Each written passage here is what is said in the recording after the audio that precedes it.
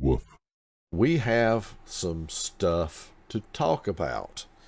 This is World of Warships related. We're going to talk about this before we go over to the game. DevBlog came out apparently yesterday. I missed it, but I see that it's out today. And although I've looked at the subject, I'm going to go through it as a first read and first reaction to what's actually going on here. So this is the first I have, read this in detail. So let's look through and see what is going on. This DevBlog is from September 20th and is entitled Changes to Test Ships and Submarines. This is the closed testing. So they're applying changes to the new Japanese light cruiser line, plus the Tromp and the Yodo and the Monmouth and submarines. Let's see what they do with submarines. Now, let's start out with these Japanese cruisers and see what's going on here. Japanese cruiser Agano, Tier 5. Main battery firing range reduced from 14.6 to 13.9. Wow, okay. That's a nerf. The Tier 6. The main battery firing range reduced from 14.6 to 13.9. And the detectability range increased from 9.5 to 10.9. Holy crap, that's 1.4 kilometers worse. That is a big nerf there. It's interesting that they can't give the Tier 6 a little bit more range. Why does it have to have the same range as the Tier 5? That makes no sense. But so you're cutting down the range and taking away the stealth? Okay, that seems a little odd to me. I don't know. That's just weird. Japanese cruiser Shimanto Tier 8. Main battery firing range reduced 18.7 to 17.6. Wow, that's over a kilometer reduction. You still got a reasonable firing range at 17.6, so nothing to complain about. But again, concealment increased from 11.1 to 12.5. Whoa, okay. And of course, all these have the caveat that other detectability ranges increased proportionally. Okay, fine. Wow. Okay, so that's all nerfity nerf. Japanese cruiser Takahashi at Tier 9. Main battery firing range reduced from 18.7 to 18. Not quite as bad of a nerf. And detectability increased from 13.3 to 12.5.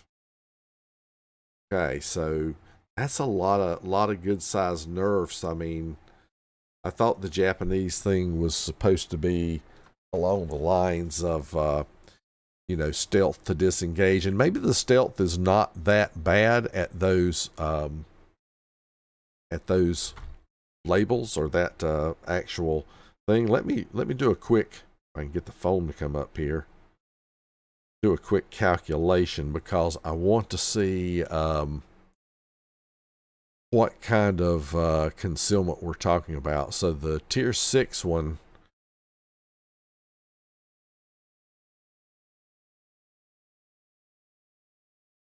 let's see. Yeah, it'll be about 9.8. These that are 12.5 kilometers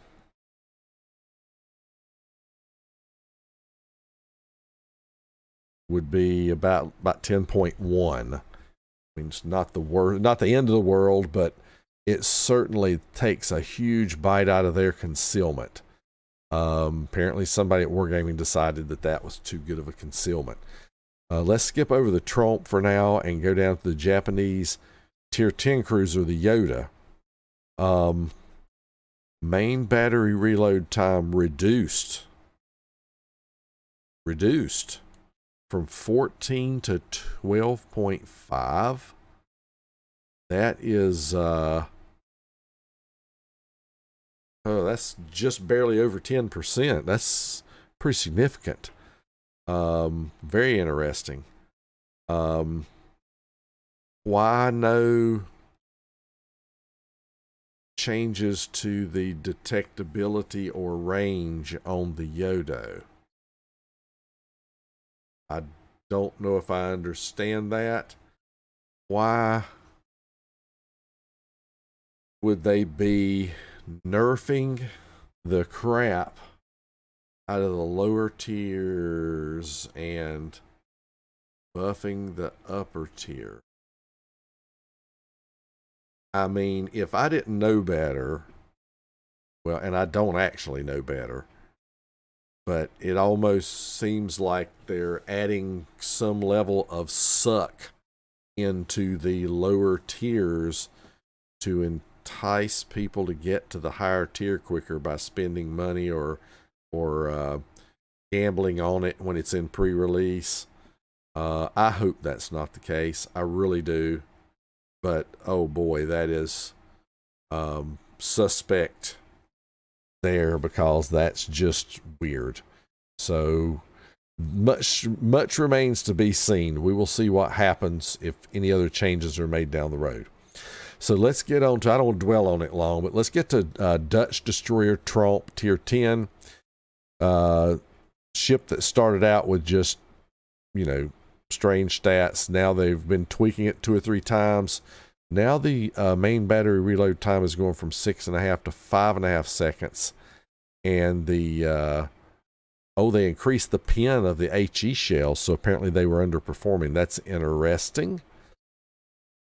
So that's a buff. That's straight up buffs.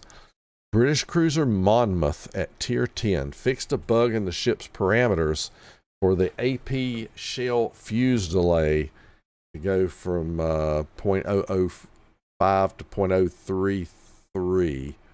I don't have anything in front of me, but let's see if I can find it real quick. I think, isn't that standard? Isn't 033 standard AP pin? I'm thinking maybe it is. Let's take a look and see. We want cruisers at Tier 10. And we'll look at AP shells real quick to see what the fuse time is. I think this tells me the fuse time on here, does it not? Is this, oh no, this is not AP. Here's AP shell. So our fuse times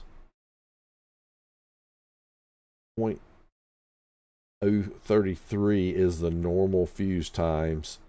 And you've got a few other ships with a little bit less fuse time, like the Russians, the Kitakami and the Sevastopol. There's a couple others with some shorter times, but very interesting. So apparently that was what they're saying is it was a bug. So they've got it fixed and it's back to where they wanted it initially. Okay, not really big news. Soviet submarine S-189 at Tier 8.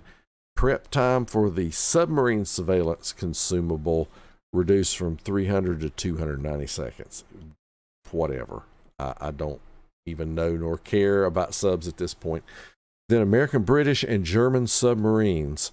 Prep time for submarine surveillance reduced from 360 to 330. Okay, the following commander skills for subs have also been changed. Consumable specialist went from a 1-point to a 3-point skill, so that is a nerf. But they apparently increased the effect of it to be 15% instead of 5%, so okay. They made you spend 3 times as much and gave you 3 times as much bonus. Helmsman skill cost reduced from 2 to 1 skill point. I'm not sure what Helmsman does. Again, it's subs. I don't care. And consumables enhancements reduced from 3 to 2 skill points, with the consumable action time bonus reduced from 10 to 5%. So there you go. That's kind of some little mixed bag on that, but yeah, this is really worrisome what I see going on with these Japanese light cruisers. You're taking away some of their good concealment, which is kind of the Japanese cruiser line's thing. Good concealment. Not the best range, but good concealment. I believe the Tier 10 has more usable torps. Not sure about the lower tiers, but That's going to bear watching because it sure does seem like some built-in suckage for those. So, wow. All right. That's it for my reaction to the DevBlog from yesterday. Hope it was informative. Thank you so much for watching the video. Don't forget to like and subscribe. And if you want to see notifications of future videos, just ring the bell. Until next time, Tater Dawg says, woof.